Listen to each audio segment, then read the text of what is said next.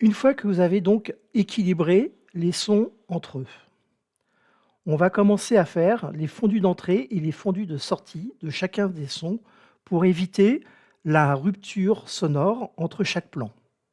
Comme le bruit de fond est assez présent, au moment de la coupure, on entend. Donc pour cela, on va faire un fondu d'entrée et un fondu de sortie pour chacun des sons. Donc je vais agrandir ma piste et je vais mettre en quinconce piste 1, piste 2.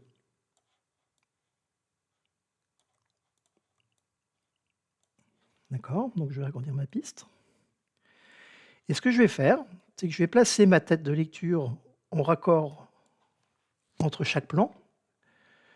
Je vais appuyer sur la touche Alt pour étirer que la piste son. Si j'appuie pas sur la touche Alt, bah, vous voyez bien que là, on déplace image et son.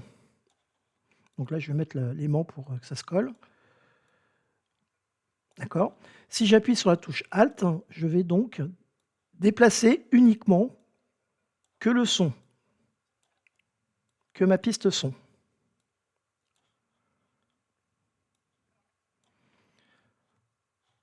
Je replace ma tête de lecture en début et là, je vais faire donc mon mixage, c'est-à-dire que je vais faire un fondu de sortie. Donc je vais donc créer une image clé, une deuxième image clé. Je vais agrandir parce que j'ai du mal à la créer. Voilà. Et je vais descendre mon son. En haut, le son est à 100% et quand je descends en bas, mon son est à 0, mon son disparaît complètement. Donc là, je replace ma tête de lecture entre la jonction entre les deux plans et je vais refaire donc de nouveau 2 points clés. Donc je commence mon fondu pour avoir un son à 100%. Donc là, d'une certaine façon, on va équilibrer, on va donc relier tous ces sons. Donc là, je me rends compte que j'ai ma forme d'onde qui est présente, donc je ne veux pas l'entendre. Donc je peux réduire ma piste son et je vais faire mes 2 images clés. Je pourrais très bien aussi faire donc 2 images clés. Donc c'est avec la touche Alt et mettre le son à 0% juste avant donc l'arrivée de la piste son.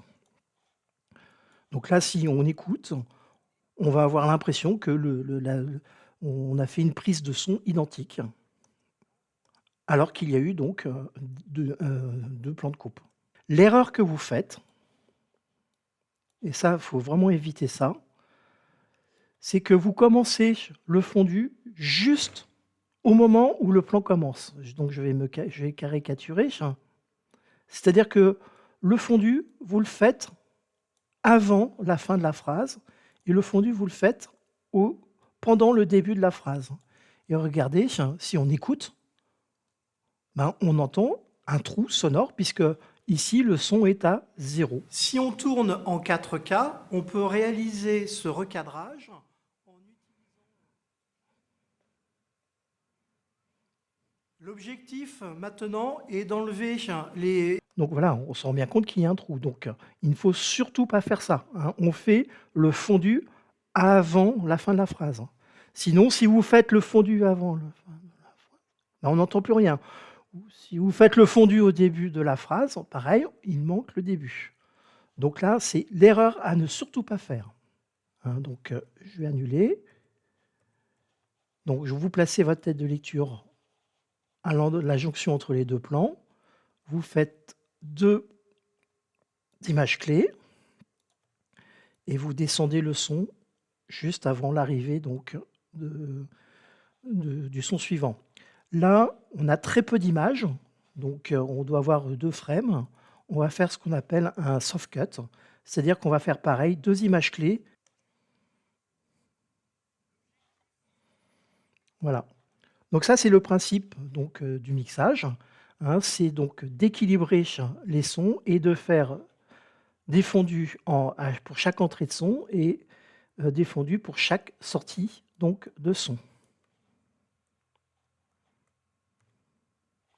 Je vais l'agrandir parce que j'ai oublié de le faire. Voilà.